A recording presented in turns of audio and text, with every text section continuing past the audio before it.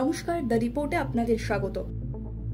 গ্রীষ্মের তীব্র দাবদাহে শরীর ঠিক রাখতে কি কি উপায় অবলম্বন করবেন, আজকের প্রতিবেদনে রইল অভিজ্ঞ ডাক্তারের পরামর্শ। সূর্যদেবের চোখ রাঙানিতে গোটা দক্ষিণবঙ্গবাসীর একেবারে ওষ্ঠাগত প্রাণ। উত্তরে বরুণদেব খানিক দয়া করলেও দক্ষিণবঙ্গে বৃষ্টির আশা খুবই ক্ষীণ। আলিপুর আবহাওয়া দপ্তর সূত্রে অন্তত তেমনই খবর পাওয়া যাচ্ছে। আর প্রচন্ড গরমের দোসর হয়েছে তাপপ্রবাহ। বিগত বছরের রেকর্ড তো বটেই, মরুভূমি অঞ্চলের তাপমাত্রাকেও হার মানাচ্ছে দক্ষিণবঙ্গের বিভিন্ন জেলার পারদ।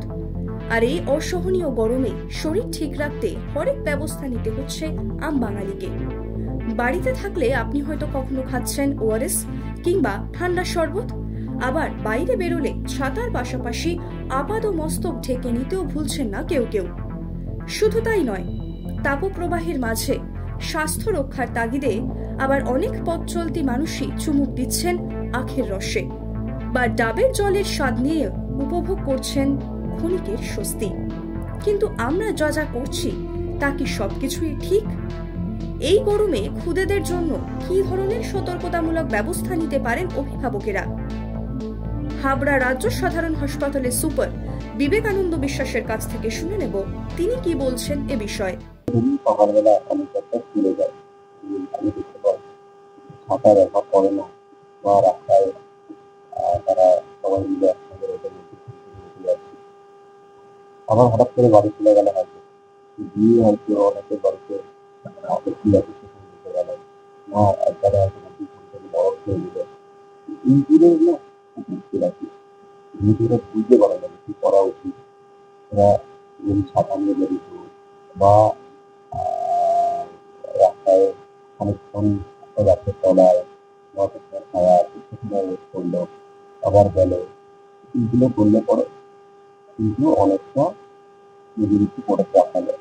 তারপরে বেশি করে জল খাওয়ার পাশাপাশি গরমের দহন জ্বালা থেকে রক্ষা পেতে ঢিলে ঢালা পোশাক পরারও নিদান দিলেন তিনি।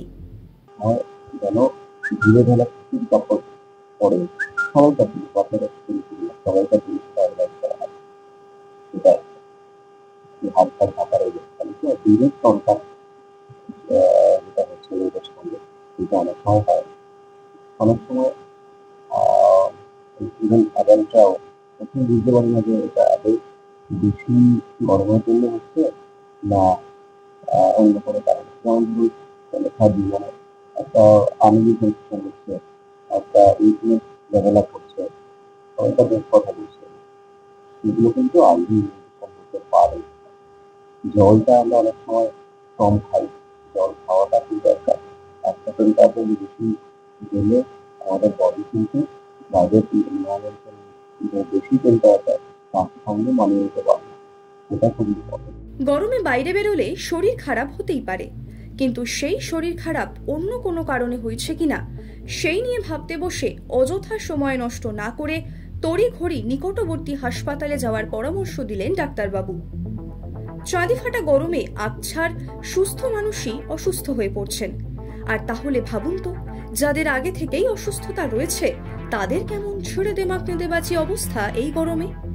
তাই তাদের ক্ষেত্রে যে এইসব নিয়ম মেনে চলা অত্যন্ত আবশ্যিক তাও স্পষ্ট করলেন সুপার বিবেকানন্দ বিশ্বাস। প্রচন্ড গরমে ডাক্তাররা যখন বেশি করে জল খেতে বলছেন, তখন আমরা কিন্তু জল বলতে সাধারণ জল নয়, বরং শরীরকে হাইড্রেটেড রাখতে নুন চিনির জল বা ওআরএস এর দিকেই ঝুঁকি। তবে ওআরএস এর পাশাপাশি জল বলতে যে সাধারণ জলও খাওয়া যেতে পারে তাও জানালেন ডাক্তারবাবু। নর্মাল জল খেতে পারে, ডাবের জল খেতে পারে, ওআরএসের জল সবসময় বেশি খাওয়াটা ভালো তা নয়। কিন্তু আমরা বিক্রি করছি, যদি ডাইজেশন যদি মনে হয় তাহলে ওআরএসের তারা খেতে পারে। ওআরএস যদি অনেক সময় নাও খেতে পারে তাহলে বাড়িতে শরবত যেটা সেটা খাওয়া যেতে পারে একদম।